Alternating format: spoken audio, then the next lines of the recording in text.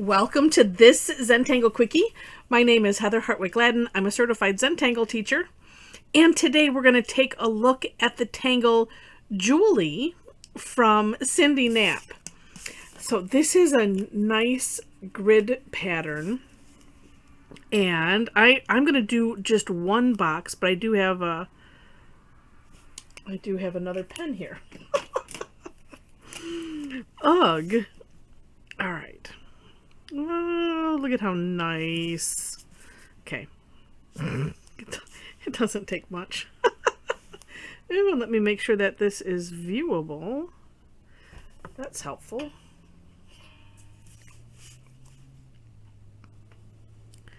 All right. So one grid box is what I'm going to do. And like I said, I have a sample here so that way you can see what it looks like in a grid. So in each box, you're going to put just a little orb. Or orb size of your choosing, honestly. All right, then we're going to do some seed shapes. So coming out, but we're going to come out to the side. My initial reaction is to put them out to the corners, but no, not this one. This one coming from the orb. So we have a curved line going to the edge, going one direction, and then going the opposite direction and meeting in the middle there. All right, and I'm just going to go ahead and do both sides like so, and then turn the tile. You could turn it each, for each one if you want, and just kind of go around the orb. Up to you, of course. All right. Then, now I changed up the order here, and this was just for me. Do take a look at the For More Inspiration link, which is to Tangle Patterns, so you can see Cyndi's step out and her work. I changed it up for me, and you'll probably see why. So I'm going to put orbs in the corner. So I'm going to start with well, you could do all three if you want, or you could go and put one in each corner, and then kind of from the middle, and they don't have to touch sides, that's, at all, but we just want to have a little cluster of three with, one at the back, and then two kind of butting up against each other in the middle, like so.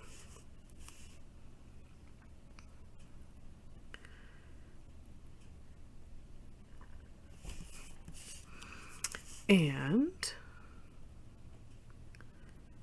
I just love tangles like these.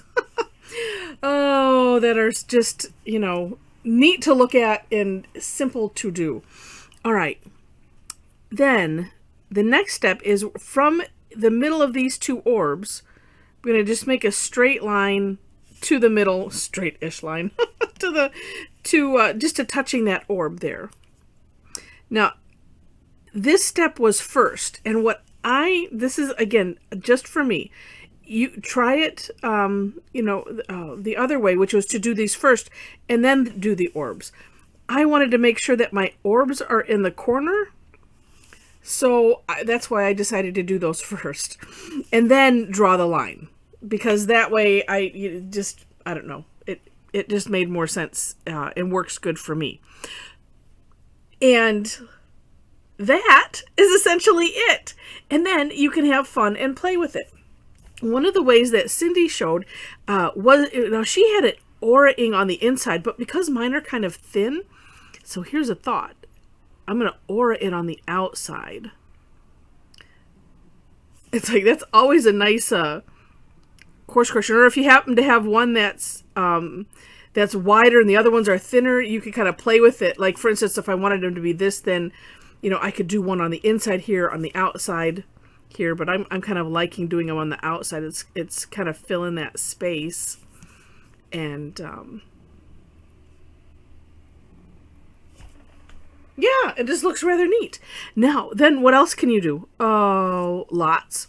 Well, actually, I'm going to do what I did on my little sample. I'm going to put a little orb within the orb for my shine spot, and then filling it around. So, like I said, so it looks like a little shine. Oh, you know, I was thinking you could put orbs in the center, but you know what? I'm going to... Let's just do some straight lines. I'm doing them real light. Could do them on the inside, could do them on the outside.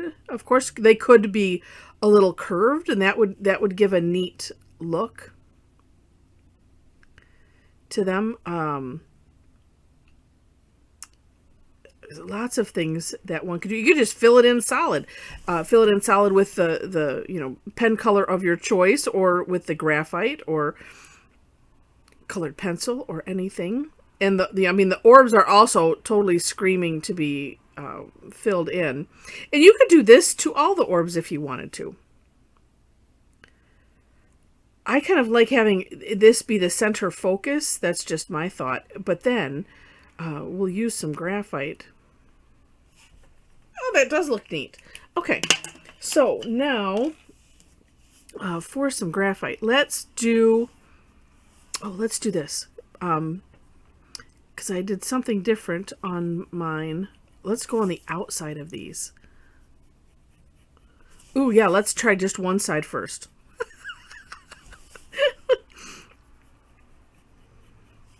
And then, well, I'll do those later. Okay.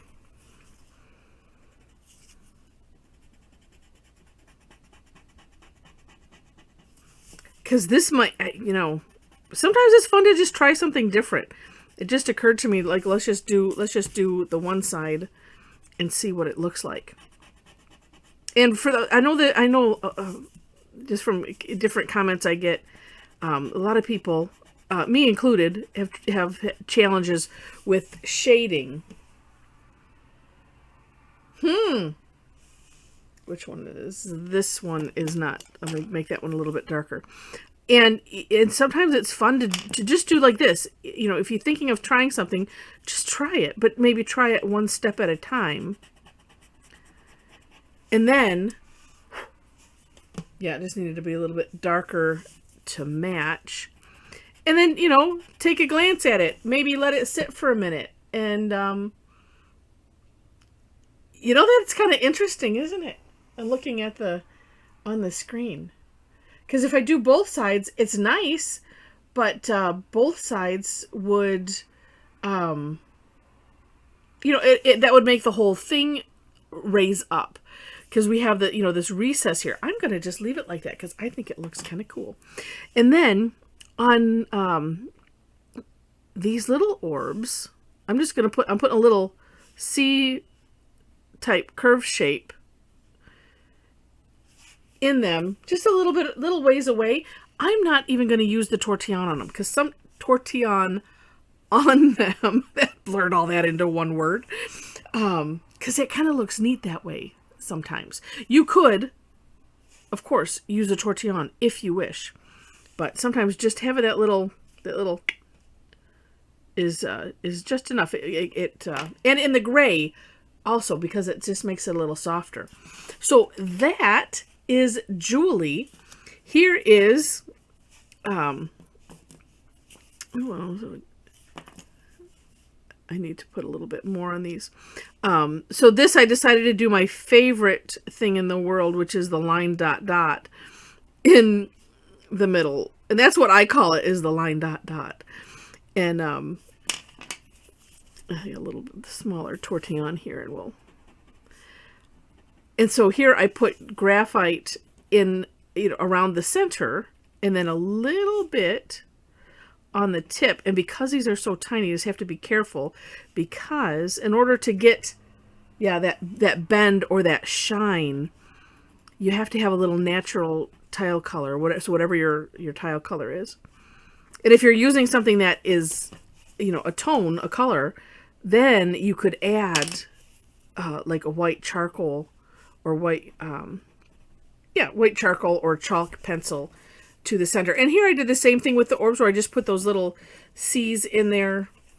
Oops. Just to give it a little bit of dimension, but not, I didn't want it to go too dark because they're tiny. And so that's just a little bit easier, but how fun. And this one I decided not to do anything behind, because I did so much on on the seeds themselves, and I didn't want anything competing with it. So there we go. What a nice tangle.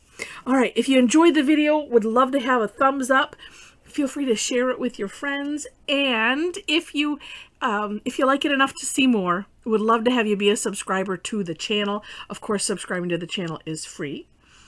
And in the description section, I already mentioned that's where you'll find some step out links. Below those, you'll find ways to connect with me. So if you want to sign up for my blog, check out my website, check out classes, because I do online classes every week. Mostly free. I do have 1 or 2 a month. I'm getting more to 2 a month. I'll be starting for sure 2 a month in June that are paid. And I do have a subscription club that, so if you like it enough and know that you want to take, a class or 2, or at least have access to the replays, I do have a subscription membership club if you're interested. But would love to have you join me for the free classes. That way you can see if you even like me enough to do more. We have a lot of fun. All right, so with that, thanks so much for watching, and I wish you happy tangling.